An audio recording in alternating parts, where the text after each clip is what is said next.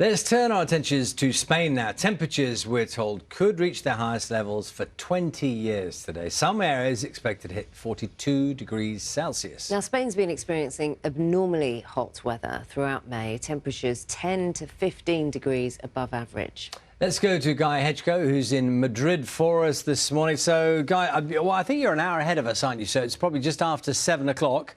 What's it like right now? Well, it's relatively cool right now. It's just after 7 here in central Madrid. Things are very cool, but we're expecting them to hot up a lot throughout the day, into the afternoon, into the early evening. That's when it gets really hot. And it's been down in the south of the country where we've seen these extremely high temperatures throughout this week. And as you say, we're expecting to see temperatures reaching possibly as high as 40 or 42 degrees down in some areas of Andalusia later on.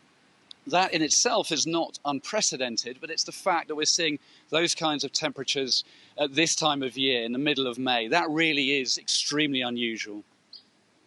Guy, how are people adapting to it? Because I think it was it August of last year they had, once again, very extreme temperatures. How do people react in Spain when it gets like this? Well, you know, every summer, almost every summer, we get very high temperatures, as you say. So people are used to temperatures up in the high 30s or even low 40s in July and August.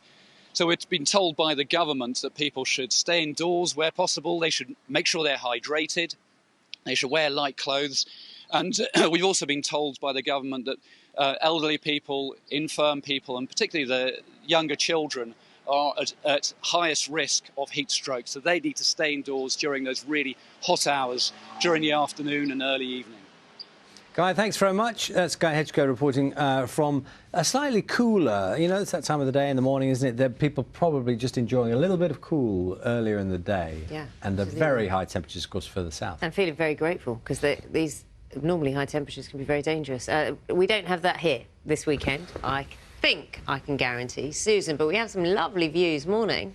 Spot on, Naga. Obviously, that kind of heat is exceptionally dangerous. I know in the UK we kind of tend to idealise heat waves as being something quite enjoyable, but certainly for Spain, plus 40-degree heat, deeply uncomfortable. Now, temperatures in Spain could reach their highest level for 20 years today. Some areas are expected to hit 42 degrees Celsius. Yes, the country has been experiencing abnormally hot weather throughout May.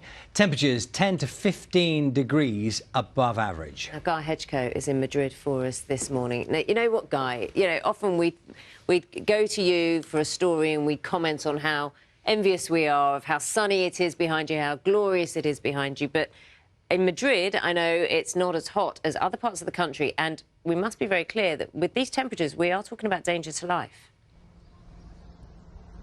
Yes, that's right. I'm in the Retiro Park in central Madrid, the shade of this park.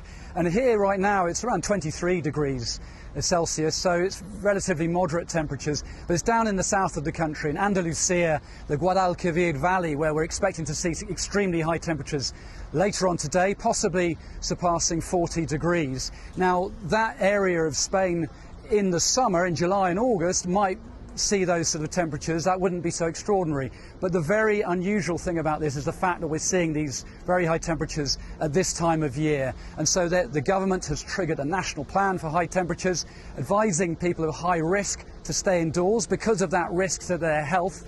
And also I should mention down in Cordoba, where they're going to be very high temperatures later on today, the local government there has opened up a special shelter for homeless people so that they can get out of the heat in those very hot hours of the day. Indeed. Guy, thanks very much. Guy Hedgecoe for us in Madrid. Time now is 14 minutes past 9. It's amazing we were talking there, Charlie, about how hot it is and the extreme weather in Spain. Well, there's been extreme weather as well in Germany, and I know Susan's been taking a look at that as well for us. Susan, morning.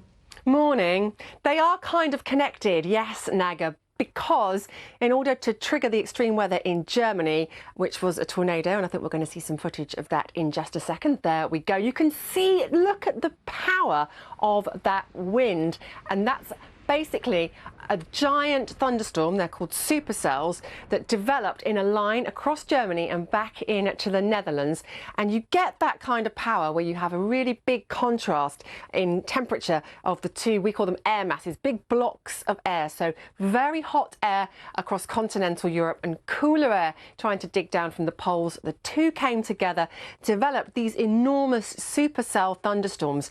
And a tornado is basically an upshot of the drafts within this giant thunderstorm, and the power is intense. It's as intense as anything you'd see in association with a hurricane, Naga.